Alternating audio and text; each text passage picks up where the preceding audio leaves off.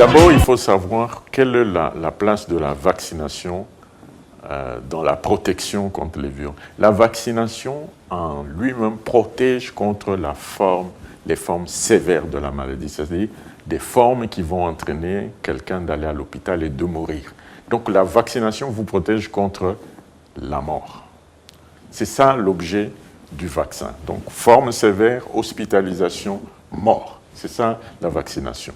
Maintenant, la personne qui est vaccinée pourrait être contaminée par le virus, mais il ne va pas faire de formes graves qui vont entraîner la mort.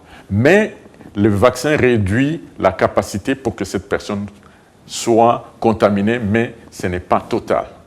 Du coup, d'où l'intérêt de porter le masque de la part de la personne qui est vaccinée, d'une part, parce qu'il pourrait être, même si le facteur de transmission est très faible, mais d'autre part, il pourrait aussi contaminer quelqu'un qui n'est pas vacciné, qui pourrait mourir dans son entourage. C'est la combinaison de deux, la vaccination qui vous protège, qui réduit le fait que vous pouvez être contaminé, mais en même temps, qui empêche de faire les formes graves de la maladie et de mourir. Maintenant, au fur et à mesure que le temps passe, si vous respectez d'une part les mesures barrières et d'autre part vous vous faites vacciner, le virus ne va pas rentrer dans le corps des gens et donc il ne va pas se multiplier et donc il va disparaître et donc à long terme on va devoir reprendre la vie normalement. C'est une question de temps. Dans un premier temps, il faut absolument les deux,